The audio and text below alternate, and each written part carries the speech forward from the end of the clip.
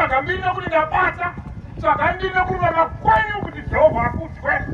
Please. Muri kuzvinzwa? Kana kuita masere kuti tiwaro tinozoti kunofeti. No. Tanga marurama. Togona kurarama tisingaprofitire kana tichibata basa mine tsvina. Ruramai moita. Anoda kuparidza ngarurame oita. Ari kuimba ngarurame oita. Tozwa kuti Jehovha wane pekugara. Hatini chaunga chakangokura iri tsvina. No. Ngaudzwe munhu apa. Vapinde vakachena vari kutsungirira kudonha kuripo. Asi umai. Nokuti zvingaita here kuti vaviri vofamba vese vasingawirirani. Tisingawirirani hazviti. Munamato unopindwa. Munamato unopindwa wopera. Ari kunzwa muprofita kuti ione nyaya yake uyu. Kureva kuti muzochengeterwei?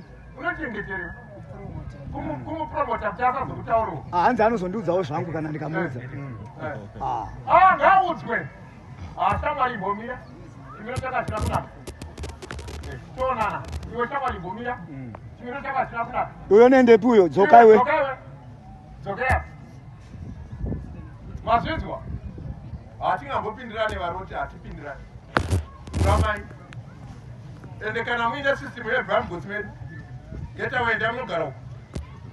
Noti munotizodza mweya wamuinawo. Wokuda kukudzwa muchisiya kuda vatendi nekuda Mwari. No, hazviti. Hatina shungu dzekuprofitwa, tine shungu dzekururama. Tinotsvaga vanotiruramisa. Mazvinzwa? Kwete kutipa fufuro munzeve muchitodza zvinotifadza. Toda zvaMwari. Tine varoti muchiita izvozvo. Regai. Vanopora vanhu usina kuvaprofita. Kana Mwari tiinaye. Vane kuuya kutizadza tsvina. No. Kwete. Not corruptible. Hazviti. Tosara tiri tega tisina varoti vacho. Zvitima, kwete. Saka chitanga wareurwa usati wataura. Ndinokumbira chokutanga ndinotenda Mwari. Enda papoint. Ndinokumbira kuti Mwari andiregerere. Ndakatadza nokusataura zano zvamweya mutsvene. Ndinokumbira Jehovha Mwari kuti Mwari andiregerere pakutadza pakadaro. Izvo ndinokumbira ndikuisa pamberi pozo waMwari. Kudzai Jehovha.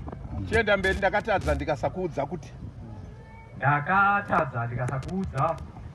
Ndazarurwa namweya mutsvene. Patakanamata pamba pambadziviremo. Ndaratidzwa chihwa inzwi mabvi emweya mutsvene ngitini dzangu dzavanga ichitaura achiti wakaita zviti, wakaita zviti, wakaita zviti.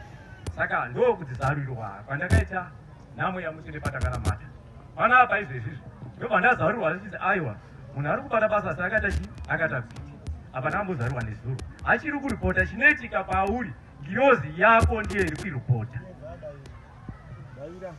Kwete. Kudzai Jehovha. Chigara yako pasi nekwete yako. Hatina nzara yekuprofita.